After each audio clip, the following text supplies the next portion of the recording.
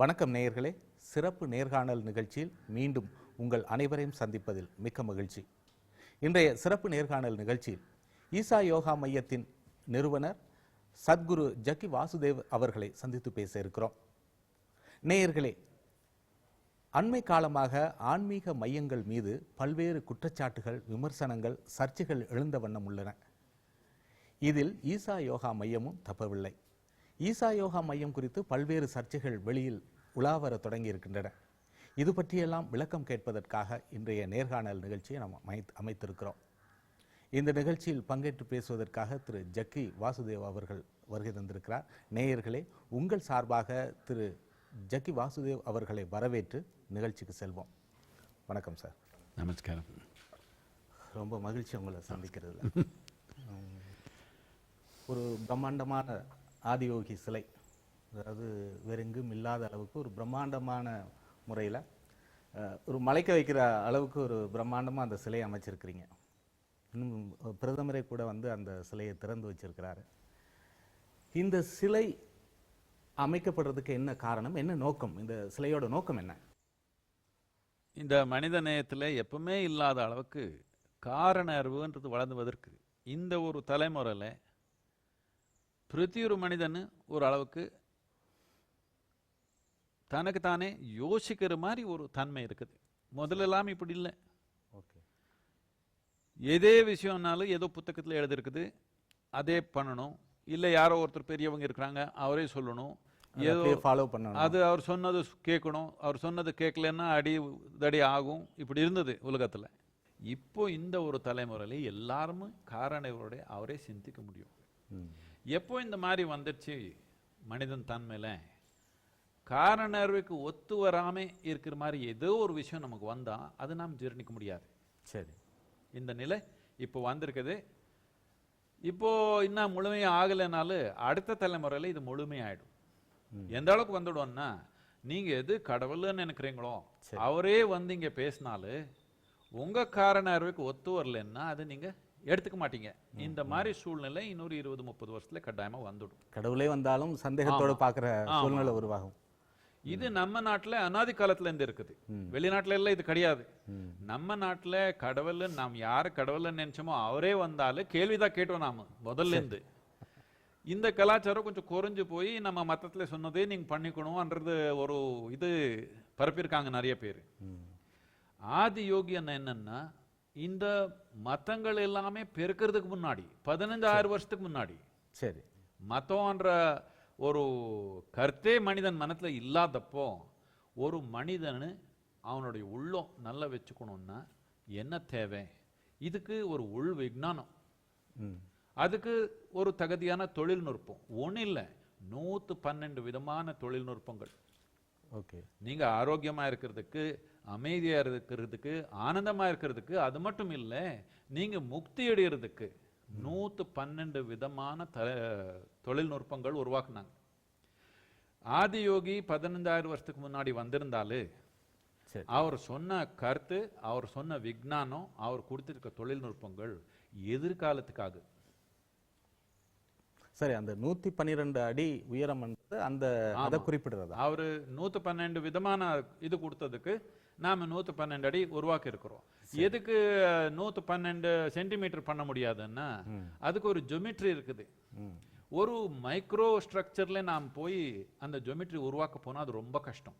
சரி, கொஞ்சம் அளவு அந்த அளவுக்கு பண்ணாதான் நாம அந்த ஜியோமெட்ரிக்கெல்லாம் கரெக்டா ஒரு நிலை கொண்டு வர முடியும். நீங்க இது எது, எனக்கு இன்னொரு சந்தேகம், நான் சொல்றது நீங்க எது எடுத்துக்க வேண்டாம்.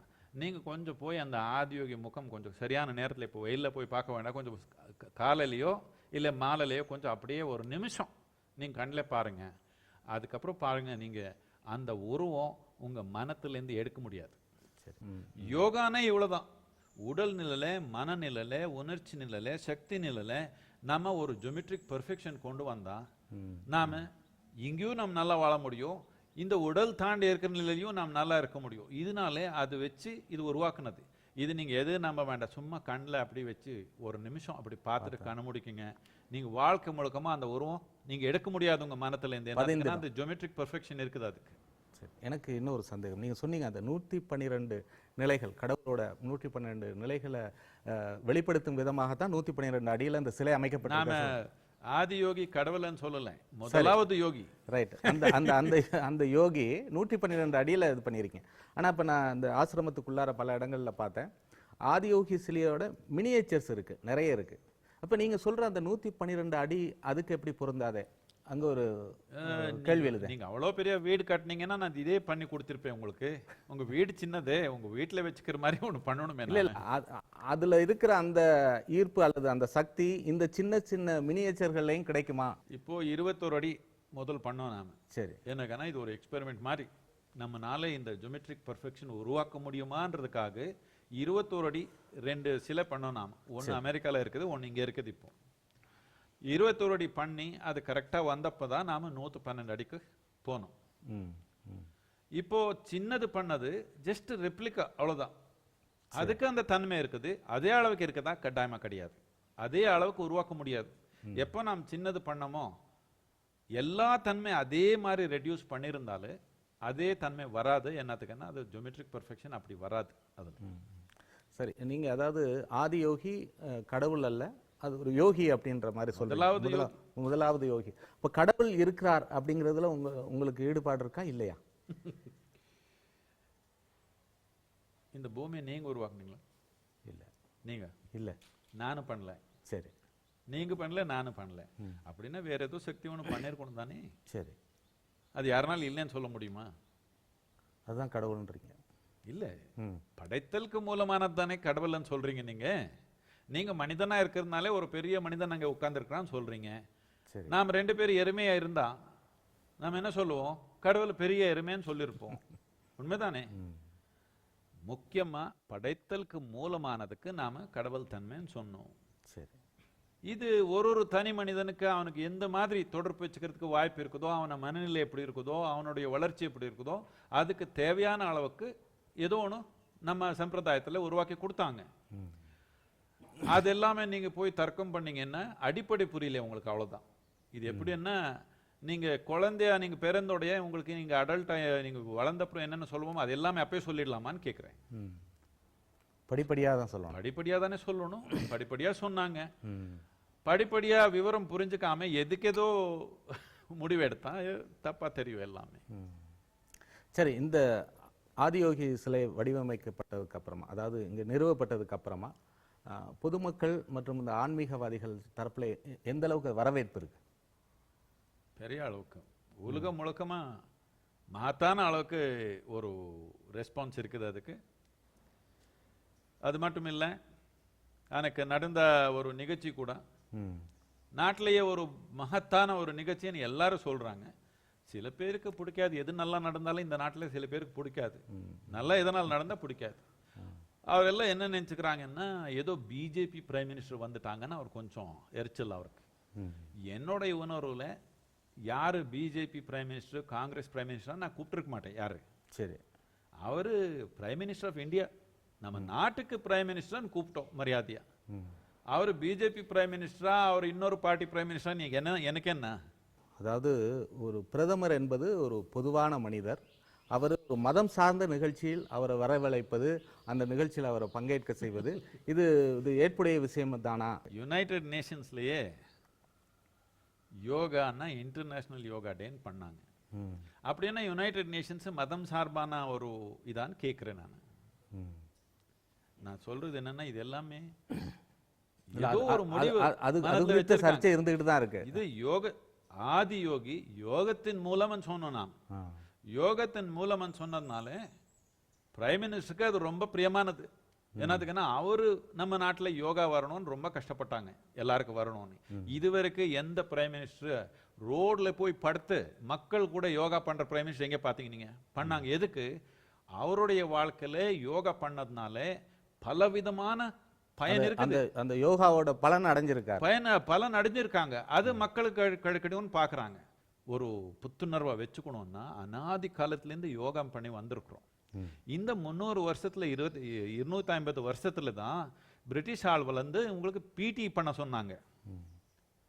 பிடி பண்ண சொன்னாங்க.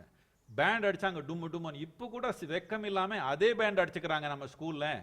நமக்கு என்ன டோல் இல்லையா? அவருக்கு என்ன இசை என்னன்னு தெரியாதப்போ நாம் இசை பண்ணோம் இந்த நாட்டில். நமக்கு என்ன ஒரு தவல் அடிச்சுக்க முடியாதா? நாம் அதே பிரிட்டிஷ் பேண்டே அடிச்சே இருக்கோம். நமக்கு அடிமைத்தனம் போலியே. இந்த அடிமையெல்லாம் உட்காந்து பேசுறாங்க. மூளை போயிடுச்சு அவருக்கு. சரி, இன்னும் ஒரு விஷயம், அதாவது அண்மையில நிறைய இடங்கள்ல நீங்க சொல்லிட்டு வர விஷயம் தான். இப்போ இல்ல, இது கொஞ்சம் முன்னாடி ரொம்ப முக்கியமானது என்னன்னா, நம்ம நாட்டுக்கு சுதந்திரம் வந்துருச்சு 47ல. இவரெல்லாம் இருக்கிறாங்க கொஞ்சம் பாவம், அவரெல்லாம் கொஞ்சம் மீடியால எல்லாம் சேர்ந்துட்டாங்க. அவருக்கு சுதந்திரம் வரல, அவர் அதே அடிமைத்தனத்தில் இருக்காங்க. அவர் பேண்ட் அடிச்சா மட்டும் தான் நல்லதுன்னு நினைக்கிறாங்க. டோல் அடிச்சா ஆகாது அவருக்கு, தவல் அடிச்சா ஆகாது. என்னதுக்குன்னா அது நம்ம நாட்டுக்கு சேர்ந்ததே, அவருக்கு ஒத்து வராது. அவருக்கு வெளிநாட்டுல இந்த வந்து மட்டும் தான் ஒட்டுமொத்தமா அப்படி சொல்லிட முடியாது இல்லையா? எல்லாருக்கும் சொல்லல, இந்த மாதிரி பேசுறவங்க மட்டும் தானே சொல்றேன் நானு. இல்ல, ஒட்டுமொத்தமாக மீடியா இந்த மாதிரி இருக்கு எல்லா மீடியான்னு சொல்லல, சொல்ல முடியாது. எல்லா மீடியான்னு சொல்லல. 95% எல்லாமே ஒழுங்கா தான் ரிப்போர்ட் பண்ணிக்கிறாங்க. இந்த 5% இருக்கிறாங்க சும்மா சத்தம் போட்டுக்கிறாங்களே. அதான் இப்போ அண்மையில் சத்குரு வந்து சொல்லிட்டு வர்றார், அதாவது இந்த நாட்டோட பொதுவான ஒரு மனிதர், ஒரு பிரைம் மினிஸ்டர் அப்படிங்கிற அடிப்படையில் தான் வந்து அவரை வந்து இந்த ஆதியோகி சிலை திறப்பு விழாவுக்கு கூட்டம். இதில் வந்து இவர் பிஜேபி ஆள் அல்லது ஒரு இந்து அப்படிங்கிற அடிப்படையில் கூப்பிடலை அப்படின்னு நீங்கள் சொல்லிட்டு வரீங்க. இதுக்கு ஒரு எதிர்கருத்தை வைக்கிறாங்க. இதே சோனியா காந்தி பிரைம் மினிஸ்டராக இருந்திருந்தால் சத்குரு கூப்பிட்டுருப்பாரா? கட்டாயமா கூப்பிட்டுருப்பேன். அதுக்கு என்ன, கட்டாயமா கூப்பிட்டுருப்பேன். நீங்க பிரைம் மினிஸ்டர் உங்க கூப்பிட்டுடுவேன். சரி சரி சரி. பிரைம் மினிஸ்டர் வந்தது என்னத்துக்குன்னா, இது எல்லாருக்கும் திறந்த ஒரு வாசல் இதுன்னு காட்டுறதுக்காக. பிரைம் மினிஸ்டர் வரணும்னு நமக்கு இல்லை. பிரைம் மினிஸ்டர் வந்த என்ன அர்த்தம்னா, பாப்புலர் ஓட்டோட எலெக்ட் ஆன பிரைம் மினிஸ்டர் வந்த அர்த்தம் என்னன்னா, பிரதி ஒரு மனிதனுக்கு வாசல் தெரிஞ்சிருக்குதுன்னு அர்த்தம். பிரதமரும் கூட என்னோட ஃபாலோயர் அப்படின்னு காட்டுறதுக்காக பிரைம் மினிஸ்டர் ஜக்கி அவர்கள் கூப்பிட்டுருக்காரு. அப்படியே இருக்கிறாங்க அவரு பிரதமர், இன்னொருத்தர் ஃபாலோவர் ஆகிற மாதிரியே இருக்கிறாங்க அவரு. ஈசா யோகா மையம் வந்து ஒரு அத்துமீறலான விஷயங்களில் ஈடுபட்டிருக்கு. ஏகப்பட்ட ஏக்கர் நிலம் வந்து ஆக்கிரமிக்கப்பட்டிருக்கு அப்படின்ற ஒரு குற்றச்சாட்டை பரவலாக முன்வைக்கிறாங்க. இதுக்கு உங்களோட பதில் என்ன? யார்லேருந்து ஆக்கிரமிச்சிட்டுமா சொல்றாங்க? ஃபாரஸ்ட் லேண்ட் எடுத்துட்டாங்க. நான் வனத்துறைக்கு சொந்தமான அப்பவே உங்க இங்கிலீஷ் மீடியாவுக்கு சொன்னேன் நான், ஃபாரஸ்ட் லேண்ட் ஒரே ஒரு இன்ச் எடுத்திருந்தா சொல்லுங்க. நான் அப்பவே சொன்னேன், ஒரே ஒரு இன்ச் எடுத்திருந்தா நான் கிளம்பிடுவேங்க. இந்த சரி, ஒரு இன்ச் எடுக்கல. இதுக்கு எல்லாம் அடிப்படை என்னன்னா, வாரத்துக்கு ஒரு தடவை மான் கறி சாப்பிட்ற ஆள் இருக்கிறாங்க. ஃபாரஸ்ட்ல அது இது வெட்டிட்டு போய் சம்பாதிக்கிற ஆள் இருக்கிறாங்க. இந்த ட்ரைபல் வில்லேஜஸ்ல வந்து ஹண்டிங் நடக்குதுன்னு, ஹண்டிங் இருக்குது. ட்ரைபல் வில்லேஜஸ்ல வந்து பலவிதமான எக்ஸ்ப்ளாய்டேஷன், வேட்டையாடுறதே காடுகளில் தானே பண்ணுவாங்க. அதான் சொன்னேன், மான் கறி எப்படி சாப்பிட்டுக்கிறாங்க ஹண்டிங் பண்ணாமே. இதெல்லாம் பண்ணிருக்கவங்க எல்லாமே நாம் தடுத்துட்டோம். அதனால கொஞ்சம் பேர் நமக்கு எதிரி ஆயிட்டாங்க. இது 30-40 வருடங்களுக்கு முந்தைய விஷயத்த சொல்றீங்க. 30-40 வருடங்களுக்கு முன்பாக இந்த மாதிரி வேட்டையாடுதல் இந்த போன்ற பிரச்சனைகள்லாம் இருந்தது. இப்ப இல்ல அப்படின்றது அவங்களோட கட்டாயமா. இப்ப இல்ல, அதெல்லாம் தடுத்தாச்சு. அதெல்லாம் தடுத்தனா நீங்க வர்றதுக்கு முன்னாடியே தடுக்கப்பட்டுருச்சுன்றாங்க அவங்க தரப்புல. யார் தடுத்துட்டாங்களா? உங்க மேல விமர்சனம் வைக்கிறவங்க தரப்பு. அவர் சொல்லிக்கிட்டோம், நாம் வந்தப்போ இதெல்லாம் ரொம்ப அதிகமா நடந்தது.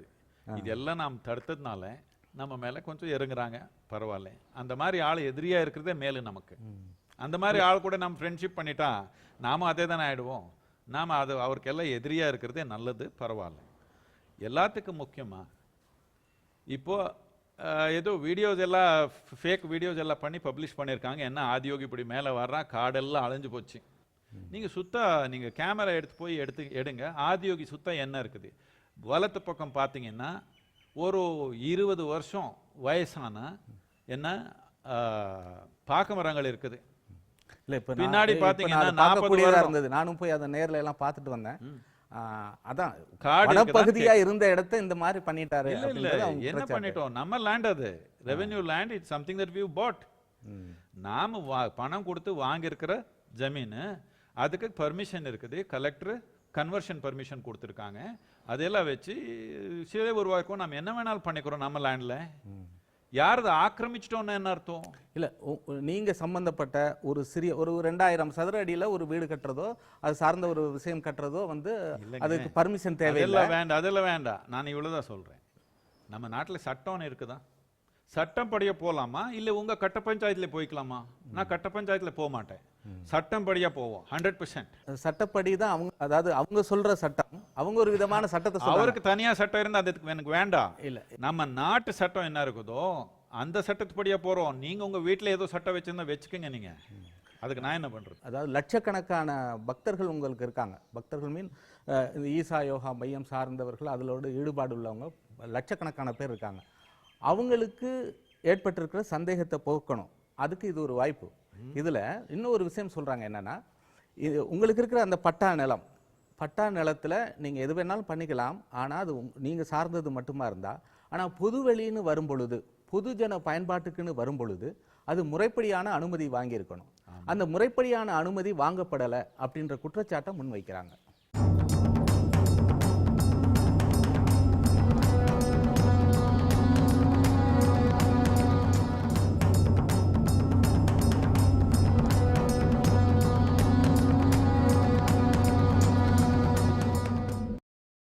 நேயர்களே, சிறப்பு நேர்காணல் தொடர்கிறது. அதாவது லட்சக்கணக்கான பக்தர்கள் உங்களுக்கு இருக்காங்க. பக்தர்கள் மீன் இந்த ஈசா யோகா மையம் சார்ந்தவர்கள், அதிலோட ஈடுபாடு உள்ளவங்க லட்சக்கணக்கான பேர் இருக்காங்க.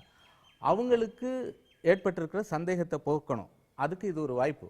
இதுல இன்னொரு விஷயம் சொல்றாங்க என்னன்னா, இது உங்களுக்கு இருக்கிற அந்த பட்டா நிலத்துல நீங்க எது வேணாலும் பண்ணிக்கலாம். ஆனா அது நீங்க சார்ந்தது மட்டுமா இருந்தா, ஆனா பொதுவெளின்னு வரும் பொழுது, பொதுஜன பயன்பாட்டுக்குன்னு வரும் பொழுது அது முறைப்படியான அனுமதி வாங்கியிருக்கணும். அந்த முறைப்படியான அனுமதி வாங்கப்படலை அப்படின்ற குற்றச்சாட்டை முன்வைக்கிறாங்க. யார்கிட்ட பர்மிஷன் வாங்கணும்? ஃபாரஸ்ட் எடுக்கணும், ஃபாரஸ்ட் ஆப்ஜெக்ஷன் இருக்குது. வேளாண் துறை, கலெக்டர்லேருந்து எடுத்திருக்கணும், ரெவென்யூவில் எடுக்கணும். இங்கே இந்த பிஎஸ்என்எல் டவரெல்லாம் இருக்கிறதுனால அந்த டெலிகம்யூனிகேஷன்ஸ் கிட்ட எடுக்கணும், அது எடுத்திருக்கிறோம். இப்போது அந்த town and country planning people மட்டும் இந்த யாரோ போட்டாங்க பிஐஎல், அதுக்கு ரெஸ்பாண்டன்ட் இது கொடுக்க சொன்னால் ரிப்ளை கொடுத்தாங்க. டவுன் அண்ட் கண்ட்ரி பிளானிங் இங்கே நமக்கு என்ன இன்ஃப்ராஸ்ட்ரக்சர் கொடுத்தாங்க, என்ன கொடுத்துருக்காங்கன்னு கேட்குறேன். தண்ணி வேணும்னா நாம் தான் பண்ணிக்கணும், எலக்ட்ரிசிட்டி வேணா நாம் தான் ஜென்ரேட் பண்ணிக்கிறோம், எல்லாமே ரோடு எல்லாம் நாம் தான் போட்டுக்கிறோம். என்ன பண்ணி கொடுத்துருக்காங்க?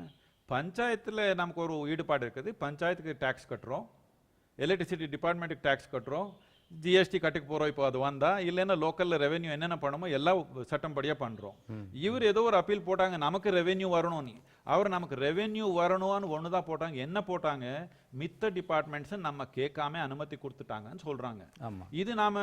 இது நீங்க மீடியாவில் போடுறீங்க, Shiva statue in legal soup. Legal soup எங்க இருக்குதுங்கன்னு கேட்குறேன். இந்த கட்டுமான பணிகள் எல்லாம் நிறுத்தணும் அப்படின்னு சொல்லி ஒரு நோட்டீஸ் வழங்கப்பட்டிருந்ததா, அதை நீங்க ஒத்துக்கிறீங்களா? அது 20/12 ஒரு நோட்டீஸ் கொடுத்துருக்காங்க. சரி, அந்த நோட்டீஸ்க்கு அடிப்படை இல்லைன்னு நாம இவருக்கு ஹையர் அத்தாரிட்டிஸ்க்கு நம்ம அப்பீல் பண்ணியிருக்கிறோம். அந்த அப்பீல் அங்கே இருக்குது, பிளஸ் ஹைகோர்ட்ல மேட்டர் இருக்குது. இது சப்ஜுடிஸா இருக்கிறதுனால சும்மா எல்லாரும் எதுக்கு பேசிக்கிறாங்க? இப்படி நீங்க ஹைகோர்ட்ல இருக்கிறப்போ மேட்ரு ஜஸ்டிஸ் கூடாம நீங்க எல்லாமே முடிவெடுத்தா அப்படின்னு நீங்க கட்ட பஞ்சாயத்து தானே. உங்களுக்கு நாட்டில் இருக்கிற சட்டத்தை பத்தி எந்த விதமான இதில் அபிமானம் இல்லை உங்களுக்கு. நீங்க கட்ட பஞ்சாயத்து பண்ணிட்டு ஏதோ சொன்ன எப்படி? நான் சொல்றது என்னன்னா, சட்டம் படியா போய்க்குவோம். நீங்க சொன்ன மாதிரி எல்லாம் போக முடியாது. இந்த மாதிரி நீதிமன்றத்தில் இந்த வழக்கு நிலுவையில் இருக்கும் பொழுது அந்த கட்டுமான பணிகள் எல்லாம் எப்படி கட்டலாம்? No new buildings are being constructed. அது நீதிமன்றத்தில் எந்த இது இருக்குதோ அங்கே எந்த இது கட்டல. இந்த சிவன் சிலை போடுறது ஒரு மல்டி ஸ்டோரேட் பில்டிங்னு சொல்றாங்க. அது மல்டி ஸ்டோரேட் பில்டிங்கான்னு நான் கேட்குறேன். ஆதியோகி சிலை பண்ணது மல்டி ஸ்டோரேட் பில்டிங். ஒரு 112 அடி உயரத்தில் இருக்கும். 112 அடி இருக்கலாம், அது தனி லேண்டுங்க. That's a completely different survey number. In that survey number we have all the appropriate permissions. Collector is permitted, forest department is permitted, and everybody else concerned is permitted. If town and country planning has some revenue issues, they can go to the court, let them go. If court says we must pay some revenue to them, we will pay. அதுக்கு இல்லீகல்னு எதுக்கு சொல்றீங்க? உங்களுக்கு சட்டத்துல நம்பிக்கை இல்லை, உங்க கட்ட பஞ்சாயத்து படியா போகணும்னு நினைக்கிறீங்க, மீடியாலே முடிச்சிடணும்னு நினைக்கிறீங்க. அப்படியெல்லாம் முடிக்க முடியாது. நீங்க என்னமோ எழுதிக்கிங்க, அப்படியெல்லாம் முடிக்க முடியாது. சட்டத்தின் மீது உங்களுக்கு ஒரு அபாரமான நம்பிக்கை இருக்குதா சொல்றீங்க. ஆனா அதே நேரத்தில் பொது தளத்துல சொல்லப்படுற ஒரு விஷயம், அரசியல் பின்புலத்தோட செயல்படுகிறார் ஜக்கி அவர்கள். எதுக்கு என்ன ஜக்கின்னு கூப்பிடுறீங்க? இப்போ போப் வந்தா என்ன சொல்லுவீங்க? ஜக்கி அவர்கள்னு இல்ல இல்ல அவர்களை சொல்ல வேண்டாம் நீ. அவர்கள்னு இல்ல, இல்ல, சொன்னாலே அது வேண்டாம். அவரை அவர் இப்போ, பெருமைப்படுத்துறதா? அப்படி வேண்டாம். சத்குருன்னு சொல்லுங்க. என்ன பிரச்சனை உங்களுக்கு? எனக்கு எந்த பிரச்சனை இல்லை. சின்ன குழந்தை கூட என்ன ஜக்கின்னு கூப்பிடுவாங்க. எனக்கு அது பிரச்சனை இல்லை. சரி. பட் யார் இப்படி பேசுறாங்களோ அவர் என்ன முதலாவது பேர்ல கூப்பிட தேவையில்லை அவரை. They must understand this. வெளியிலேருந்து வந்தா, வெளிநாட்டிலேருந்து வந்தா போப் வந்தா போப்பன்னு கூப்பிடுறீங்க, ஃபாதர்ன்னு கூப்பிடுறீங்க, ஹோலினஸ்ன்னு கூப்பிடுவீங்க. நம்ம நாட்டில் இருந்தா ஜக்கி ஜக்கின்னு கூப்பிடுவீங்க. இது என்ன ஆயிடுச்சுன்னா மீடியால எது சொன்னாலும் உண்மை ஆயிடுச்சுன்னு. மீடியாவோட பொறுப்பு என்னன்னா நடக்கிற விஷயம் உண்மை மக்களுக்கு சேர்த்துறதுக்காக, இப்படி பொய் பரப்புறதுக்காக இல்லை. ஸோ சட்ட ரீதியான போராட்டம் தான் நீங்க நடத்திட்டு இருக்கீங்க. ஆமா, சட்டம் மட்டும் இல்லை, மக்களுக்கு நன்மையானது உருவாக்கணும்ன்ற ஒரே ஒரு நோக்கத்துல வாழ இருக்கிற நான் ஒரு ஆள் இல்லை, ஆயிரக்கணக்கில் இங்க இளைஞர் எல்லாமே மக்களுக்கு நன்மையானது மட்டும்தான் பண்ணணும், உண்மைதான் செய்யணும்ன்றது ஒரே ஒரு உறுதியோட நின்றுக்கிற ஒரு இடத்துல போய் தேவையில்லாம இப்படி போய் இருக்கீங்க. 25 வருஷத்துல இந்த சொல்லியே இருக்கிறீங்க. 7000 பேருக்கு கிட்னி திருடிட்டேன்னு சொன்னீங்க. ஒரு ஆள் கூட்டிட்டு வாங்க கிட்னி போன ஆளு. இல்ல அது ஒரு நம்ப தகுந்த குற்றச்சாட்டை எடுத்துக்கலாம் மக்கள். அது நடக்கல தானே இப்ப இந்த மாதிரி வழிக்கு வந்திருக்கீங்க. இல்ல சொல்லப்படுற எல்லா குற்றச்சாட்டும் உண்மை ஆகிடாது. இல்ல இல்ல, எதுக்கு சொல்லணும் நீங்க சொல்ற? வெரிஃபை பண்ணாம எதுக்கு சொல்றீங்க? இப்போ நீங்க லேண்ட் ஆக்கிரமிச்சிட்டீங்கன்னு சொன்னீங்க. யாருடைய லேண்ட் ஆக்கிரமிச்சிட்டேன் சொல்லுங்க, யார் கூட்டிட்டு வாங்க ஆளு. யாருடைய லேண்ட் நான் ஆக்கிரமிச்சிருக்கேன், ஆளை கூட்டிட்டு வாங்க. ப்ரூவ் பண்ண சொல்றீங்க? ப்ரூவ் ஒன்றும் பண்ண வேண்டாம். ஒரு ஆள் சொல்லட்டும் என்னுடைய லேண்ட் எடுத்திருக்காங்கன்னு. ப்ரூஃப் வேண்டாம் எனக்கு. நம்முடைய லேண்ட் எடுத்திருக்காங்கன்னு ஒரு ஆள் சொல்லட்டும். எதுக்கு அடிப்படை இல்லாம கற்பனையிலே பண்ணா இப்படி? இது மீடியான்னு சொல்லிக்க முடியுமா? இது journalist it was secret duty. இப்போ இந்த மாதிரி ஆளாயிட்டாங்களே எல்லாருமே. சொல்லணும், இது நீங்க எல்லாம் எடிட் பண்ண வேண்டாம். சொல்லுங்க. கண்டிப்பா கண்டிப்பா. உங்களோட I want them to know. I want them to know what they are doing is not journalism. It is not investigative journalism. It's just imaginative journalism. Obviously they have sold themselves to somebody. யாரோ ஒரு பணத்தை இதுல இருக்கிறாங்க, இல்லைன்னா எதுக்கு எழுதுறாங்க இப்படி போய்யா? ஒரு சாது மத்தவங்களுக்கு முன்னோடியா இருக்க வேண்டிய இவ்வளவு கோவப்படுறாரு. இவ்வளவு கோவப்படுறாரு. கோவப்பட்டேன் நானு? இல்ல, அது உங்களோட வார்த்தையோட வெளிப்பாடு அதுதானே. இல்ல நான் ஒண்ணு கோவப்படல, நான் சிரிச்சு தானே இருக்கிறேன். என்ன சொல்றேன்? மெதுவா மென்மையா சொல்ல, உங்க காதுல போலியே, அதுக்கு சத்தமா சொல்றேன். கேளுங்க, கோவமா சொல்லல, சத்தமா சொல்றேன். என்னத்துக்குன்னா மெதுவா சொல்ற புரிச்சுக்கு மாதிரி இல்லையே. இப்போ ரோட்ல வண்டி ஓட்டி போறீங்க, மென்மையா இருக்கிற ஆளுனா நீங்க வருது பார்த்தாலே சைடு போவாங்க. நடுவில் எருமே போகுது, அதுக்கு பிபிபின்னு சொன்னா தானே புரியும். அதுக்கு பிபிபின்னு சொல்றேன் உங்களுக்கு, இல்லைன்னா புரியாது. சரி, அதே வேகத்தோட அதே சத்தமாவே இன்னொரு விஷயத்துக்கு பதில் சொல்லிடுங்க. அதாவது நிறைய இந்த பகுதியில் யானைகள் இறப்பதற்கு ஈசா யோகா மையம் ஒரு காரணமாக இருக்கிறது அப்படின்ற ஒரு குற்றச்சாட்டை முன்வைக்கிறாங்க. யானை இருக்கிறதுக்கா? இறக்குறதுக்கு, இறந்து போறதுக்கு, இந்த ஏரியால ஒரு யானை கூட இறங்கி போல இது வரைக்கும். ஊட்டியில ஒரு யானை இருந்துட்டா நான் என்ன பண்றதுங்க? இப்போ மதுமலையில 3 யானை இறந்துருச்சு. என்னத்துக்கு? தண்ணி இல்லாம, உணவு இல்லாம. இங்க இருந்தா நாம யானைக்கெல்லாம் தண்ணி கொடுத்துருக்கிறோம் டெய்லி. இங்க இருக்கிறதுக்கு நாம் விட மாட்டோம். ஒரு யானை இறந்துட்டா இந்த 30 வருஷத்துலன்னு கேளுங்க யாருனால இந்த ஏரியால. அதாவது ஈசா யோகா மையம் இருக்கிற இடத்தை தாண்டி இருக்கிறதுக்கு இங்க நம்ம யோகா பண்ணா யானை எரிஞ்சிடுமா? இறந்துடும். இல்ல, அவங்க சொல்ற குற்றச்சாட்டு யானையோட வாழ்விடத்தையும் வழித்தடத்தையும் அத்துமீறி இருக்கிறார்கள். எலிஃபென்ட் காரிடார்னு சொல்றாங்க. சொல்லுங்க, நான் சொல்றது என்னன்னா, எலிஃபென்ட் காரிடார் எதுன்றது யார் நிர்ணயிக்கணும்? இல்ல என்வாயன்மெண்ட் மினிஸ்ட்ரி நிர்ணயிக்கணும். இல்ல அதுக்கு அவுட் சைடு ஏஜென்சி வேணும்னா வேர்ல்ட் வைல்ட் லைஃப் ஃபண்ட் இருக்குது, அவர் நிர்ணயிக்கணும். இல்ல ஸ்டேட் கவர்மெண்ட் ஃபாரஸ்ட் டிபார்ட்மெண்ட் நிர்ணயிக்கணும். அவர் யாரும் சொல்லல இது எலிஃபென்ட் காரிடார் அணி. இவன் யாரோ காடே பார்க்காத ஆளு வீட்டில் உட்காந்து எலிஃபென்ட் காரிடார் ஒரே ஒரு வார்த்தை எடுத்துட்டு சொல்லியே இருந்தா அதுக்கு நான் என்ன பண்றது? இந்த ஏரியால ஒரு யானை எப்பவுமே இறந்தது கிடையாது. Only one elephant died 10 years ago because a farmer had put, யாரோ ஒரு ரைத்து அவனுக்கு இந்த மாதிரி பேட்டரி எல்லாம் எடுத்து எலக்ட்ரிக் இது போட தெரியல, நேர கனெக்ஷன் கொடுத்துட்டு ஒரே ஒரு யானை இறந்தது. ஒரு 10 வருஷத்துக்கு முன்னாடி. யாரு நம்ம பக்கத்துக்கும் இல்லை, யாரோ ஒரு ரைத்தருடைய ஜமீன்ல. அதுக்கு ஏதோ பாவம் அவன் மேல் கேஸ் நடக்குது, தெரியாம ஏதோ போட்டான்னு. தப்புதான், அது வேற விஷயம். அது ஒரு யானை விட்டுட்டு இந்த 30 வருஷத்துல ஒரு யானை கூட இந்த ஏரியால இறக்கல. நாம இங்க தியானம் பண்ண யானை இருந்துச்சுன்னு நான் என்ன பண்றது? இந்த ஒரே இடத்துல தான் யானைக்கு தண்ணி எப்பவுமே இருக்கிற மாதிரி நாம் பார்த்துக்கிறோம். ம். தண்ணி இல்லாம மதுமலையில தண்ணி இல்லாம உணவு இல்லாம 3 யானை இருந்துச்சு. ம். யானைக்கு இப்ப இந்த இதுக்கு என்ன பகுதிக்கும் சம்பந்தம்? யானைகள் வருதா? ஆ? இந்த பகுதிக்கும் யானைகள் வருதா? காட்டுல இருக்கும், இங்க என்னத்துக்கு வரும்? இப்போ இது வேண்டாம், நீங்க இல்ல என்ன தண்ணி தண்ணி இல்ல, இல்ல. வைக்கிறீங்களே, காட்டு பகுதியில வைக்கிறீங்களா? ஆமாமா, காட்டுக்குள்ள. ம். இப்போ இது இது ஒண்ணு புரிஞ்சுக்கணும். இங்க இந்த ஏரியா எல்லாம் பாத்தீங்கன்னா தென்னை மரம். இங்க இருக்கு நம்ம ஜமீன்ல இருக்கிற தென்னை பாருங்க 40 வருஷத்துக்கு மேல ஆயிருக்குது. ம். அப்படின்னு நான் வரதுக்கு முன்னாடியே வச்ச தென்னை மரம். சரி. தென்னை மரம் இங்க வச்சிருந்தான், பாக்கு மரம் இங்க வச்சிருந்தான், கரும்பு வளர்த்திருந்தான், டெய்லி யானை போறதுக்கு விட்டுருப்பானா ரைத்தன்னு கேட்கிறேன் நான். ம். விவசாயி டெய்லி யானை அவன் ஜமீன்ல போட விடுவானான்னு கேட்கிறேன். கண்டிப்பா. 130 வருஷத்துல இந்த விவசாயம் நடக்குது. ரெவென்யூ பட்டா கொடுத்துருக்கீங்க, டாக்ஸ் கட்டுறாங்க ரெவென்யூ. இது யானை போகணும்னு இருந்தா நீங்க ரெவென்யூ லேண்ட் பண்ணிருக்க கூடாது. ம். நான் வாழை வளர்த்தினாலும் வேலி போட்டுக்கிறேன், தியானம் பண்ணாலும் வேலி போட்டுக்கிறேன். இதுல என்ன இருக்குதுன்னு கேட்கிறேன் நான். மின்சார வேலி ஈசா யோகா மையத்தை சுற்றி மின்சார வேலி அமைக்கப்பட்டிருக்கு அப்படின்னு சொல்றாங்க. ஆமா. அமைச்சிருக்கா? மின்சார வேலி என்னன்னு தெரியல இவருக்கு. மின்சார வேலி என்னன்னா 12 வோல்ட் பேட்டரியில, சோலார் பவர்டு 12 வோல்ட் பேட்டரியில வச்சிருக்கிறோம். அது வந்தா சும்மா இப்படி ஆகும். நீங்க போய் தொடுங்க, நான் வேணா உங்களுக்கு ஒரு ருசி காட்டுறேன். அதுல ஒண்ணு யாருக்கு உயிர் போகாது. என்னத்துக்குன்னா இட் இஸ் பல்சிங். எப்படி நம்ம ஒரு ஸ்பார்க் பிளக்ல எப்படி ஸ்கூட்டர்ல மோட்டார் சைக்கிள்ல போகும், அந்த மாதிரி it's pulsing. It will not kill பாதிப்பை ஏற்படுத்தக்கூடியதல்ல. யாருக்கு பாதிப்பு வராது. நீங்க தொட்டாலும் சும்மா அப்படி ஷாக் ஆகுது, அவ்வளவுதான்.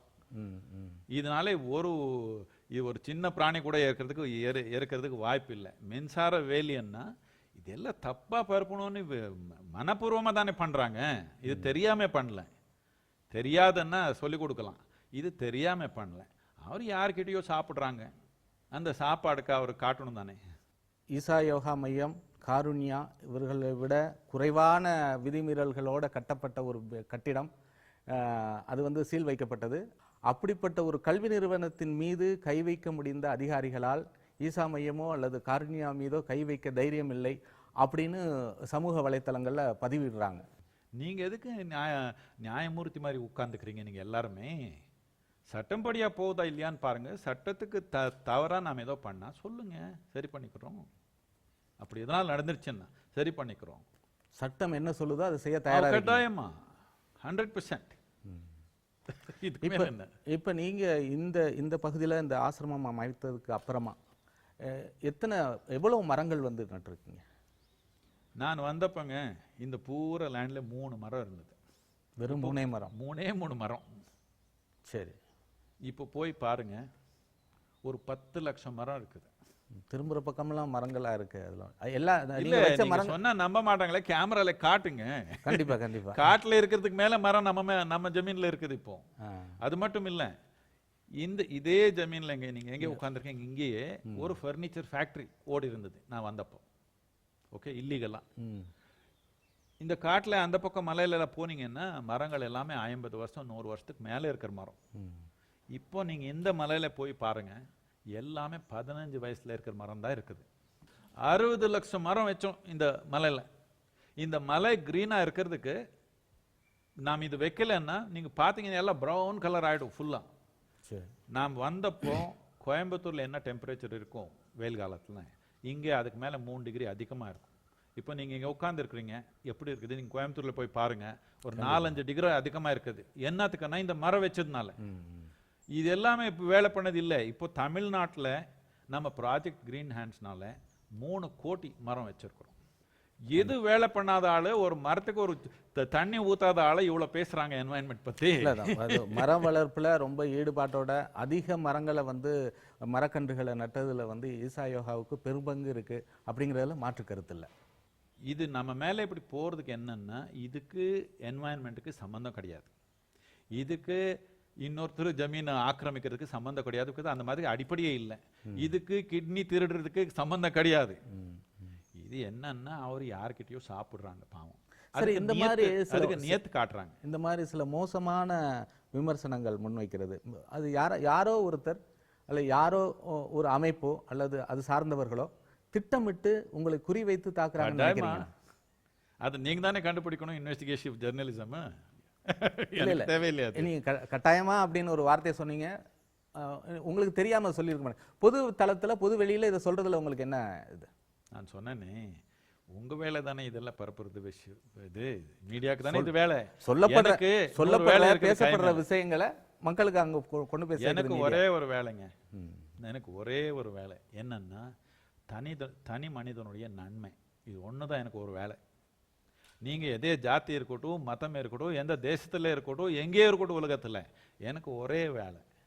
பிரதி ஒரு மனிதனு ஆரோக்கியமா, அமைதியா, ஆனந்தமா வாழணும்னு செய்யறதுக்கு என்ன செய்யணுமோ அதுக்கு ஒரு உறுதி எடுத்திருக்கிறேன். எனக்கு கூட லட்சக்கணக்கில் மக்கள் இருக்கிறாங்க, அந்த உறுதியோட இருக்கிறாங்க. உலகத்துக்கே தாயா இருப்பேன் உறுதி எடுத்தா தான் நான் என் கூட என் கூட செயல் செய்யறதுக்கு அவருக்கு அனுமதி கொடுக்குறேன். நான் இந்த மாதிரி இருக்கிற இடத்துல சும்மா இப்படி பரப்பிருக்கீங்க, பரப்புங்க, எவ்வளவு நாள் பரப்புங்க பார்க்கலாம். அதை பத்தி பொருட்படுத்துறதாக இல்லை. நம்ம நாட்டில் எப்படின்னா, எதனால் ஒரு வெற்றிகரமா நடந்தா அவனை குற்றவாளியா பண்ணணும்னு ரொம்ப முயற்சி நடக்குது. என்னத்துக்குன்னா நாட்டு பத்தி கவனம் இல்லை, மக்கள் பத்தி கவனம் இல்லை. அவர் ஏதோ தொழில்னு நினைச்சுக்கிறாங்க. அதை இல்லை, உங்கள் மீது நடத்தப்படுகிற இந்த தாக்குதல் ஒரு மத ரீதியான தாக்குதலா பார்க்குறீங்களா? அதெல்லாம் வேண்டாம். ஏத்துக்கு இப்போ நான் எந்த மதத்துக்கு சேர்ந்தவன் இல்லைன்னு வச்சுக்கோங்க. என்னத்துக்குன்னா, நான் மனித நேயத்துக்கு சேர்ந்தவன். மனிதனுக்கு அவனுக்கு உள்ளே இருக்கிற ஒரு அப்பாற்பட்ட மதமே இல்லாத ஒருத்தர், மனித நேயத்தை நம்புகிற ஒருத்தர், உங்க மேல மதத்தை நம்புகிற மற்றவர்கள் நடத்துகிற தாக்குதலா எடுக்கலாமா? செய்யறதுக்கு வேலை இல்லை அவருக்கு. அதனால எங்கேனால் ஒரு நல்ல செயல் நடந்தா அதுல நுழைஞ்சு போயிறதுக்கு பாக்குறாங்க ஏதோ ஒரு விதமா. இது எப்படி என்ன, நீங்க உட்கார்ந்தா, நீங்க தியானத்துல உட்கார்ந்தாலே கொசு வந்து உங்களுக்கு கிடைக்குதா இல்லையா? அதோட வேலை அது பண்ணிக்கணும் தானே. அந்த மாதிரி அவ்வளவுதான் நான் பார்க்குறேன். இவர் எல்லாமே வேற ஒன்றும் இல்லை. நம்ம ரத்தம் சாப்பிட்டு நல்லா வாழ்னா வாழிக்கட்டும், அதை பத்தி எனக்கு பிரச்சனை இல்லை. ஆனா நமக்கு டெங்கு ஃபீவர் கொடுக்க போறாங்கன்னா சும்மா இருக்க முடியுமா? அடிக்கணும் தானே. கண்டிப்பா. நீங்க ஏற்கனவே ஒன்று சொன்னீங்க, சமூக வலைத்தளங்களில் வர இன்னொரு விஷயம், ஆதியோகி சிலை அப்படியே மேலே இருந்து வரும் பொழுது அந்த மரங்கள் எல்லாம் அழிக்கிற மாதிரி ஒரு வீடியோ பார்த்ததா சொன்னீங்க. இன்னொரு வீடியோவும் இருக்குது, இன்னொரு பதிவும் போட்டிருக்காங்க. இந்த ஆதியோகி சிலை அது வந்து திரு சத்குரு அவர்கள் தனக்கான ஒரு சிலையா அதை வச்சிருக்காரு. தன்னுடைய, அதாவது உங்களுடைய சிலையை தான் நீங்க வச்சிருக்கீங்க. சமூக வலைத்தளங்கள்ல இருக்கு. இப்ப நீங்க பார்க்கலாம். அதாவது பாதி முகம் வந்து உங்களுடைய மீசை தாடியோடையும், பாதி முகம் இந்த ஆதியோகி சிலையாகவும் இருக்கு. இப்ப பரவலாக அவருக்கு மூக்கு இருக்குது, அவருக்கு வாய் இருக்குது, அவருக்கு கணக்கு. நான் என்ன பண்றதுன்னு எனக்கு இருக்குது. அந்த சாயலை உங்களுக்கு எல்லாம் சொல்றவங்க மூளை இல்லை, அது மட்டும் தெரியுது எனக்கு. அது உங்களை போன்ற ஒரு சாயலை அது அந்த இதுல காட்டியிருக்காங்க. நீங்க அது இன்னும் பார்க்கலன்னு நினைக்கிறேன். பார்க்கல. நான் அந்த மாதிரி மீடியால படிக்கலைங்க. இல்ல, அந்த வீடியோ பார்த்திருக்கும் போது இதையும் பார்த்திருப்பீங்களோ? இல்ல, யாரோ காட்டினாங்க எனக்கு, இப்படி காட்டுறாங்க, காடே போயிடுச்சு. நீ காடு எங்க போயிடுச்சு? ஜமீன் 130 வருஷத்துல இந்த விவசாயம் பண்ணி வந்திருக்காங்க. இப்போ கொஞ்சம் தண்ணி எல்லாம் பிரச்சனை இருக்கிறதுனால விவசாயம் பண்ணாம இருக்கிறாங்க நிறைய பேர். இல்ல நிறைய பேர் எல்லாம் சிட்டிக்கு போயிட்டாங்க, லேண்ட் வித்துட்டு போறாங்க. என்னத்துக்குன்னா அவர் குழந்தை எல்லாமே இவருக்கு வயசாயிடுச்சு, குழந்தை எல்லாமே ஐடி அங்கே இங்கே அமெரிக்கால இருக்கிறாங்க, லேண்ட் வித்துறாங்க. இது என்னுடைய தப்பா? நாட்டில் நடக்கிற மாற்றம் தானே இது அடிப்படையா. இந்த சிலையை கூட அடிக்கடி உங்களை பார்த்து மனசுல அந்த மாதிரி பதிய வைத்தவர்கள் பார்க்குற பார்வையா கூட இருக்கலாம். யார் பார்க்குறாங்களோ எனக்கு தெரியல. அவரு என் முகம் பார்த்து அது உருவாக்கல. சரி, ஏதோ எனக்கு அவருக்கு ரிசம்பிளன்ஸ் இருக்குதுன்னா எனக்கு அது மாத்தான ஒரு பெருமை. அப்படி இருந்தா எனக்கு மூக்கு இருக்குது, அவருக்கு மூக்கு இருக்குது, எனக்கு கண் இருக்குது, அவருக்கு கண் இருக்குது. பட் இந்த மூளை இல்லாதவங்க மட்டும் கொஞ்சம் நீங்க பார்த்துக்கங்க.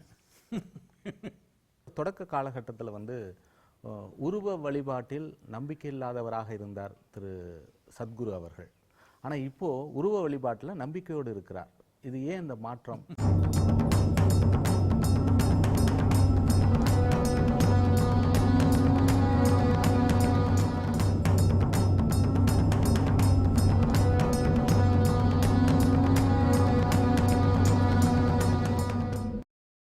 நேயர்களே, சிறப்பு நேர்காணல் தொடர்கிறது. தொடக்க காலகட்டத்தில் வந்து உருவ வழிபாட்டில் நம்பிக்கை இல்லாதவராக இருந்தார் திரு சத்குரு அவர்கள். ஆனால் இப்போ உருவ வழிபாட்டில் நம்பிக்கையோடு இருக்கிறார். இது ஏன் இந்த மாற்றம்? அது நாங்கள் சில வேளை புரிந்து கொண்டது தப்பா? இது என்னன்னா, இது ரொம்ப பேசிக்கான புரிஞ்சுக்கிற தன்மை. சொல்லுங்க. உருவ வழிபாடு இன்னும் உருவ வழிபாடு இல்லாத மதம் உருவ வழிபாடு இருக்கிற மதம்னு நினைச்சிட்டாங்க. நீங்க ஒரு உருவம் தானே, கண்டிப்பா மனிதனா இருக்கிறவங்க நீங்க ஒரு உருவம் தானே, உருவமே இல்லாத எங்க பார்க்க போறீங்க? அப்படி புரிஞ்சுக்கிறதமே வந்துச்சுன்னா உங்களுக்கு சிவான்னு சொல்லுவோம். சிவான்னா உறவு இல்லாதது, எல்லை இல்லாதது, உறவு இல்லாததுக்கு சிவான்னு சொல்லுவோம். நீங்க அது உணர்ந்துட்டீங்கன்னா உங்களுக்கு சிவான் தான் கூப்பிடுறோம். இதுக்கு தான் முதலாவது யோகிக்கு என்னத்துக்கு சிவான்னு கூப்பிடுறோம்னா, அவனு எல்லை இல்லாதது உறவு இல்லாதது உணர்ந்துட்டான். அப்ப தொடக்க காலத்துல இல்ல, நீங்க நான் அதை வரேன். உணரலையா? நான் வரேன். உணர்ந்துட்டான். இதுக்காக அவனுக்கு சிவானை கூப்பிடுவோம். இங்கே தமிழ்நாட்டில் பார்த்தீங்கன்னா பாதி பேருக்கு மக்களுக்கு ஒரு 70% மக்களுக்கு ஆண்களுக்கு எல்லாமே சிவனுடைய பேர் தான் வச்சிருக்காங்க. எதுக்குன்னா அவனுக்குள்ளேயும் அது உணர்ற ஒரு வாய்ப்பு இருக்குது. சரி, அதனால அவனுக்கு அதே பேர் கொடுத்தோம். இப்போ உருவ வழிபாடுன்னு ஒண்ணு இல்லையே இங்கே. இப்போ அதே நேரத்துல உருவம்ன்றது நம்ம நாட்டுல நீங்க என்ன பார்க்கணும்னா, அவர் எல்லாம் என்ன நினைக்கிறாங்கன்னா, கடவுளுக்கு ஒரு உருவம் கொடுத்துட்டாங்கன்னு நினைக்கிறாங்க. அப்படி இல்லை, உருவத்துக்கு கடவுள் தன்மை கொடுத்துருக்குறோம். அடிப்படையா ஈசா யோகா மையம் என்னன்னா 4 விதமான யோகா. என்ன? உடல் உபயோகப்படுத்தி யோகா பண்ண முடியும், இதுக்கு கர்ம யோகான்னு சொல்லுவோம். சரி. மன உபயோகப்படுத்தி யோகா பண்ண முடியும், இதுக்கு ஞான யோகான்னு சொல்லுவோம். உணர்வு உபயோகப்படுத்தி யோகா பண்ண முடியும், இதுக்கு பக்தி யோகான்னு சொல்லுவோம். நம்ம சக்தி உபயோகப்படுத்தி யோகா பண்ண முடியும், இதுக்கு கிரியா யோகான்னு சொல்லுவோம். 4 விதமான யோகா ஒரே இடத்துல எல்லாம் கலந்து நடக்குது. என்னத்துக்குன்னா, நீங்க உடல், மனம், உணர்வு, புத்தி எல்லாமே சேர்ந்து தானே இருக்கிறீங்க, சக்தி எல்லாமே சேர்ந்து தானே இருக்கிறீங்க. தனித்தனியா யாரோ வந்திருக்காங்களா? தனியா யாரோ வந்திருக்காங்களான்னு கேட்கிறேன். 4 சேர்ந்தானே வந்திருக்கிறோம். இந்த 4 விஷயம் சரியான முறையில உங்களுக்கு நடக்கலைன்னா யோகம் நடக்காது உங்களுக்கு. சும்மா கை கால் திரிச்சுக்கலாம், அவ்வளவுதான்.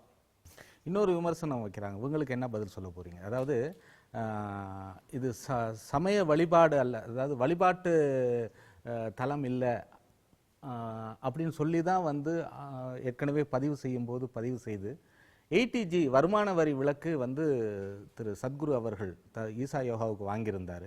ஆனால் இப்போ இது வழிபாட்டு தலம் அப்படிங்கிற ஒரு பேரில் தான் இந்த அனுமதி கோரி மாவட்ட ஆட்சியருக்கு அளிக்கப்பட்ட கடிதத்தில் கூட அந்த பேரை தான் கொடுத்துருக்காரு அப்படின்ற மாதிரி சொல்கிறாங்க. அவங்களுக்கு என்ன உங்களுடைய பதில்? இது வேற ஒன்றும் இல்லைங்க.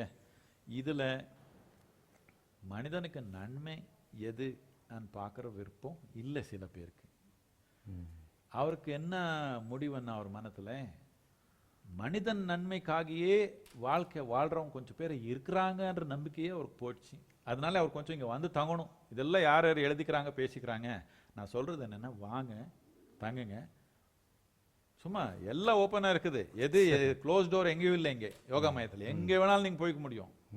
எங்கே வேணாலும் போய்ங்க. நீங்க இருக்கிறீங்க, கேமரா வச்சு எங்கே வேணாலும் போங்க. தப்பா எதா இருந்தா எனக்கு சொல்லுங்க, இமிடியேட்டா க்ளோஸ் பண்ணிடுவாது. இல்லை, முழு வீச்சில் ஒரு ஆன்மீகத்தோட ஒன்றி போகிறதுக்கு என்ன மாதிரியான தகுதி தேவை?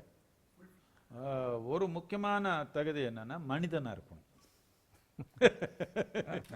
அந்த மனித தன்மை இல்லைன்னா கொஞ்சம் கஷ்டம். பட் அது கூட மாற்ற முடியும். பலர் இப்போ அப்படி இல்லைன்றீங்க. அப்படி சொல்லலைண்ணா, மனித தன்மை இல்லைன்னா கொஞ்சம் டைம் எடுக்குது. அதாவது இன்னொரு விஷயம், யோக கலை என்பது எல்லா மதத்தினரும் ஏற்றுக்கொள்ளக்கூடிய ஒரு கலை அப்படின்னு சொல்லப்பட்டாலும் கூட இது முழுக்க முழுக்க இந்து மதம் சார்ந்த ஒரு விஷயம் அப்படின்னு சொல்லப்படுறத நீங்க எப்படி பார்க்குறீங்க? இது நீங்க முதல்ல என்ன பார்க்கணும்னா, ஹிந்து என்னங்க, எப்படி இந்த ஒரு வார்த்தை வந்துச்சு? நமக்கு வடக்குல ஹிமாலய பர்வத்தம் இருக்குது, கீழே இப்போ இந்தியன் ஓஷன் சொல்றோம், இதுக்கு இந்து சாகரம் சொல்லுவோம். ஒரு காலத்துல ஹிமாலயா, இந்து சாகரம், ஹிந்து சொன்னோம். எதுக்கு சொன்னோம்னா, இந்த ரெண்டுக்கு நடுவில் இருக்கிற நாடு ஹிந்து நாடுன்னு சொன்னோம். அப்படின்னா நீங்க ஏதோ ஒரு மதத்தில் இருக்கணுமான்னு ஒன்றும் தேவையில்லை. இந்த மதம்ன்ற மனத்தில், மனிதன் மனத்தில் இது வர்றதுக்கு முன்னாடியே இதுக்கு ஹிந்து ராஷ்டிரம்னு சொன்னோம்.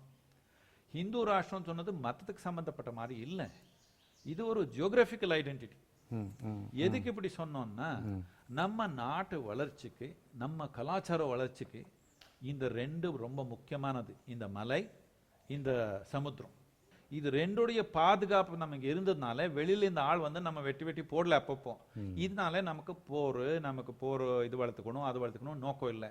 இதனால என்ன பண்ணோம், இசை, மேத்தமேட்டிக்ஸ், அஸ்ட்ரானமி, அது இது எல்லாம் நம்ம ஆன்மீகம் எல்லாமே வளர்த்தணும் நம்ம இந்த நாட்டுல. எதுக்குன்னா வெளியே போராடுற தேவை நமக்கு இல்லை, எல்லாமே வளமா இருந்தது நாடு. அதனால மனிதனுடைய புத்தி, மனிதனுடைய புத்திசாலித்தனம் உள்நோக்கி போறதுக்கு முயற்சி பண்ணது. என்னதுக்குன்னா உள்நோக்கி போனாதான் மனிதனுடைய வாழ்க்கையை நல்லபடியா நடத்துக்க முடியும்னு புரிஞ்சாங்க. வெளியே டெய்லி போராட்டம் இருந்தா இதெல்லாம் வரல கவனத்துக்கு. இதனால நாம என்ன சொன்னோம், நமக்கே ஹிந்துன்னு பேர் கொடுத்தோம். என்னதுக்குன்னா இந்த ஹிமாலயா, இந்து சாகரம் இவ்வளவு முக்கியமானது. நமக்கு பெரிய போர் படை இல்லை, ஆனா இவரு நம்ம காப்பாத்தினாங்க. 1 வருஷம் 2 வருஷம் இல்லை, பல 1000 வருஷம் நம்ம காப்பாத்தினாங்க. இதனால நாமே ஹிந்துன்னு சொன்னோம். எல்லாருமே இந்த பூமியில பிறந்த ஒரு மண்புழு கூட இந்து மண்புழு தான். ஆமா, இது மத்தம் நினைச்சுக்க வேண்டாம். இப்போ ஆப்பிரிக்கால பிறந்த என்பது ஒரு மதம் அல்ல. இல்ல, ஆப்பிரிக்கால பிறந்த ஒரு யானைக்கு ஆப்பிரிக்கா யானைன்னு சொல்லுவீங்க. இங்க பிறந்த மண்புழுக்கு எதுக்கு இந்து மண்புழுன்னு சொல்ல மாட்டீங்க? என்னத்துக்குன்னா இது geographical identity, it's not a religious identity. நான் வந்து இப்போ ஆசிரமத்துக்கு வந்தபோது உங்களை சார்ந்தவர்களாக எனக்கு கூட்டிகிட்டு போய் எல்லா இடத்தையும் காட்டினாங்க. அதில் குறிப்பாக வந்து அந்த பாதரச லிங்கம் அதையும் போய் பார்த்தேன். நானும் கூட அதை கையெல்லாம் வச்சு அந்த கையெல்லாம் நினச்சிட்டுலாம் வந்தேன். இல்லை, ஆகலை. இல்லை, ஒரு 2 விதமான கருத்து சொல்றாங்க. ஒன்று வந்து இது உடலுக்கு மிகப்பெரிய ஆபத்தை ஏற்படுத்தக்கூடிய ஒரு விஷயம் இந்த பாதரசம் என்பது. யார் சயின்டிஸ்டா இவர் சொல்றாங்க? இல்லை, நான் சொல்லிடுறேன், என்னோட கேள்வியை முன் வச்சிடறேன். இந்த மாதிரி ஆபத்தை விளைவிக்கக்கூடிய ஒரு விஷயம் இந்த பாதரசம் என்பது, அதை இவர் பண்றாரு. ஒன்று. ரெண்டாவது, அந்த திடப்பொருளாக பாதரசத்தை காட்டுவது வந்து ஒரு சித்து விளையாட்டு. இது வந்து திடப்பொருளாலாம் காட்ட முடியாது இந்த அப்படின்ற ஒரு குற்றச்சாட்டையும் சொல்றாங்க. இந்த 2 விதமான குற்றச்சாட்டுக்கு என்ன பதில்? பாதரசம்ன்றது நாம் உருவாக்குனது இல்லை, பூமியில முதல்ல இருந்து இருக்குது. அப்படின்னா பூமி தாயே விஷந்தானே. இதுக்கு ரசம் என்னத்துக்கு சொன்னோம்னா, இந்த பூமி தாய் இந்த பூமியில வர்ற எல்லா பொருளுக்கு ஒப்பிட்டு பார்த்தீங்கன்னா இது எல்லாத்துக்கும் ஹையஸ்ட் டென்சிட்டி இருக்கிற தன்மை. ஹையஸ்ட் டென்சிட்டினா இப்போ நமக்கு தண்ணி இருக்குதுங்க, இதோடைய வெயிட் ஸ்டாண்டர்டாக நம்ம வச்சிருக்கிறோம், வெயிட் வால்யூம். இதுக்கு நியர்லி 14 மடங்கு அதிகமான ஒரு டென்சிட்டியில் இருக்குது. அப்படின்னா 1 லிட்டரு தண்ணி எடுத்தா 1 கிலோகிராம் இருக்கும். 1 லிட்டர் பாதரசம் எடுத்தீங்கன்னா 13.92 கிலோகிராம்ஸ் இருக்கும். அந்த அளவுக்கு வெயிட் இருக்குது. அந்த மாதிரி வெயிட் இருக்கிற பொருள் எங்கேயும் கிடையாது. அது விட்டுட்டு வேற எந்த பொருளும் அப்படி கிடையாது. நீங்க ரொம்ப சுலபமே நீங்க வாங்க, அந்த சைஸு, ஷேப்பு, வால்யூம் எடுத்துட்டு வெயிட் காட்டுறேன். பாதரசம் இல்லைன்னா அப்படி சொல்லலாமே, நீங்க எழுதிட்டீங்க. உங்க டிவி கேமரா முன்னாடி வெயிட் பண்ணிடலாம். கண்டிப்பா. அப்படி பண்ண முடியாதே. இன்னொரு பொருள் எங்கேயோ இருந்தா நான் ஏதோ வேற ஏதோ மங்கள கிரகத்துக்கு போய் எடுத்து வந்திருக்கணும், வேற ஏதோ பொருள். அப்படி போலங்க, நான் இங்கதான் இருக்கிறேன். அங்கிருந்த ஒண்ணு கொண்டு வரல. நம்ம பூமியில அந்த அளவுக்கு வெயிட் இருக்கிற பொருள் வேற எது கிடையாது. அதனால எந்த ஏமாற்றம் பண்ண முடியாது. நீங்க எப்படியோ நீங்க இந்த மாதிரி ஆள் இருக்கிறாங்க, அடிப்படை தெரியாம வாய்க்கு வந்த மாதிரி பேசுற ஆள் நம்ம நாட்டுல ரொம்ப வளர்ந்துட்டாங்கன்றதுக்காக நம்ம என்ன பண்ணோம், இப்போ இந்த பாதரசத்துக்கு மேல செம்பு கவர் போட்டோம். என்னத்துக்குன்னா தொட தேவையில்லை நீங்க, அது உங்களுடைய துராதிருஷ்டம். நீங்க தொட்டா நல்லா இருக்கும். இதனால ஏதோ பாதிப்பு வந்து, நான் பாதரசம் டெய்லி ஹேண்டில் பண்ணி இருக்கிறேன். நான் பாதரசம் என் உடலுக்குள்ள எடுத்துக்கிறேன். இதனாலதான் இப்படி உறுதியா இருக்கிறேன். சத்தா நான் தானே சாகுவேன். உங்களோட ஆரோக்கியத்தின் ரகசியம், என் ஆரோக்கியத்துக்கு ரகசியம் இதான் பாதரசம் தான் அடிப்படை. இதெல்லாம் வேண்டாம். தமிழ்நாட்டுல இருந்து இப்படி பேசிக்கிறாங்களே முட்டாளன்னு புரியல எனக்கு. நான் இந்த வார்த்தையில எடிட் பண்ண வேண்டாம். நீங்க கண்டிப்பா சித்த வைத்தியம் இருக்குது, சித்த வைத்தியம் யாருனாலும் போய் நீங்க இன்டர்வியூ பண்ணி பாருங்க. பாதரசம் இல்லாம எதனால சக்தியான ஒரு வைத்தியம் உருவாக்க முடியுமா அவர்னால, மருந்து உருவாக்க முடியுமான்னு கேளுங்க. அவரை எல்லாத்துலயும் அவர் உபயோகப்படுத்துறாங்க. இதனால miracles they have created. All right. Okay. அறிவில்லாதவங்க, விவரம் இல்லாதவங்க ஏதோ பேசிக்கிறாங்க. இதெல்லாம் உண்மை ஆயிடுச்சுன்னா எப்படி? நிகழ்ச்சியை நிறைவு செய்கிறதுக்கு முன்னாடி 2 கேள்விகள். 2 கேள்விக்கும் கோபப்படாமல் பதில் சொல்லுவீங்கன்னு எதிர்பார்க்குறேன். நான் கோவப்பட்ட மாதிரி இருக்குதா உங்களுக்கு? நான் கோவப்படல. நான் ஒன்று சொல்றேன். இதுவும் சமூக வலைத்தளங்களில் வர செய்தி தான். இல்ல நான் ஒன்று சொல்லிடுவேன். நான் எனக்கு கோவப்படுறதுக்கு, எனக்கு சந்தோஷப்படுத்துறதுக்கு 2 ஒரே மாதிரி இல்ல அந்த அதிகாரம் யார் கையிலையும் நான் கொடுக்கல. எல்லாம் என் கையில தான் வச்சிருக்கிறேன். நானும் கொஞ்சம் தீவிரமா சத்தமா பேசுறேன். என்னத்துக்குன்னா உங்களை கோவப்படுத்த முடியாதுன்றீங்க. நீங்க படுத்த முடியாது. நீங்க முயற்சி பண்ணாலும் ரொம்ப பண்ணிருக்காங்க 30 வருஷத்துல இந்த ஒண்ணும் பண்ண முடியல. நான் சத்தமா சொல்றது என்னத்துக்குன்னா கொஞ்சம் தீவிரமா சத்தமா இன்னைக்கு நான் பேசிருக்குது என்ன சொல்றது ஆணித்தரமா சொல்றீங்க. இல்ல இவ்வளவு மகத்தான ஒரு வேலை நடந்திருக்குதுங்க. மகத்தான வேலைன்னா வெறும் சிலை போட்டது மகத்தான வேலை இல்ல, அதுக்கு பின்ன மகத்தான வேலை இருக்குது. இது எல்லா மனிதருக்கு கிடைக்கணும்னு ஒரே நோக்கம். அதுக்கு எடுத்துறதுக்கு முயற்சி பண்றாங்களே, சத்தமா அவர் பேசுறாங்களே, நான் அவருக்கு மேல சத்தமா வால்யூம், அவருக்கு மேல வால்யூம் கொஞ்சம் இன்க்ரீஸ் பண்ணி நான் சொல்றேன். சரி, நீங்க கொஞ்சம் எனக்கு கொஞ்சம் 10% வால்யூம் அதிகமா பண்ணுங்க. என்னத்துக்கு சொல்றேன்னா, பொய் சொல்றவங்க இவ்வளவு சத்தமா சொல்றாங்களே. ரொம்ப வால்யூம் அதிகமா இருந்தாலும் டிஸ்டர்பா இருக்கும் சார். இல்ல பொய் சொல்றவங்க எவ்வளவு வால்யூம்ல சொல்றாங்களோ அவருக்கு மேல கொஞ்சம் வால்யூம் ஜாஸ்தி இருந்தாதானே உண்மை கேட்கும் காதுல. அதனால சத்தமா பேசுறேன், கோவத்தினால இல்ல. சரி, பெற்ற மகளுக்கு ஒரு குடும்ப வாழ்க்கை அமைத்து கொடுத்திருக்கிற திரு சத்குரு அவர்கள். விடுங்க ஒரு நிமிஷம். என் பொண்ணு என்ன பண்றாளு அது டெலிவிஷன்ல டிஸ்கஸ் பண்ண நான் விரும்பல. இங்க 4000 பேருக்கு மேல இருக்கிறாங்க. எல்லா குடும்ப வாழ்க்கையில இருக்கிறவங்க தான். யாரோ 200 பேரு அவர் பிரம்மச்சரியம் எடுக்கிறாங்க. உங்களுக்கு என்னோட கேள்வி, வீட்டுல பொண்ணு வச்சிருக்கீங்களான்னு கேட்கிறேன் அவரை. நானு பிரம்மச்சரி ஆயிட்டாங்கன்னு கஷ்டப்படுறீங்களே, என்ன வீட்டுல பொண்ணு வச்சிருக்கீங்களா, நீங்க அதுக்காக கஷ்டப்படுறீங்களான்னு கேட்கிறேன். 200 பேர் அவர் கல்யாணம் பண்ணிக்கல, அவருக்கு விருப்பம் இல்லை, இவங்களுக்கு என்ன கஷ்டம்னு கேட்கிறேன். மித்தவங்க லட்சக்கணக்கில் இருக்கிறாங்க ஈஷா அன்பர்கள், எல்லாருமே குடும்ப வாழ்க்கையில இருக்கிறவங்க. நீங்க அவர் போய் கேட்கல, எதுக்கு கல்யாணம் பண்ணீங்கன்னு கேட்டீங்களா? புரியாத விஷயம் எல்லாம் பேச வேண்டாம். எல்லாத்துக்கு முக்கியமா சொல்லுங்க, சொல்ல வந்தது சொல்லுங்க, சொல்ல வந்தது எல்லாத்துக்கும் முக்கியமா பிரம்மச்சரியன் என்னன்னா அவனுக்குள்ள உண்மை உணரணும் என்ற ஒரே நோக்கத்துல வாழ இருக்கிறான். அவனை பத்தி எல்லாமே நீங்க பணத்துக்காக ஏதோ பண்ணிக்கிறவங்க, பணத்துக்காக எது வேணாலும் பண்றவங்களுக்கு சாமானியமா நமக்கு சமூகத்துல விபச்சாரின்னு சொல்றாங்க. பிரவிச்சாரி போய் பிரம்மச்சரி பத்தி பேச வேண்டாம், விட்டுடுங்க. பிரம்மச்சரியம் கடைபிடிக்காத ஒருத்தர் எப்படி பிரம்மச்சரிய தீட்சை வழங்க முடியும் என்கிற ஒரு கேள்வி எழுதே, இதுக்கு என்ன பதில்? ஓ நான் பிரம்மச்சரி இல்லைன்னு உங்களுக்கு எப்படி தெரியும்? உங்க பிரம்மணத்துல பிரம்மச்சரியன்னு என்ன இருக்குதோ எனக்கு புரியல. பிரம்மன் அண்ணா எல்லாத்துக்கும் உயர்ந்த உண்மை, சரியா அண்ணா அந்த வழியில இருக்கிறவங்க. நானும் அந்த வழியில இருக்கிறவன் தான். உங்களுக்கு புரியலன்னு நான் என்ன பண்றது?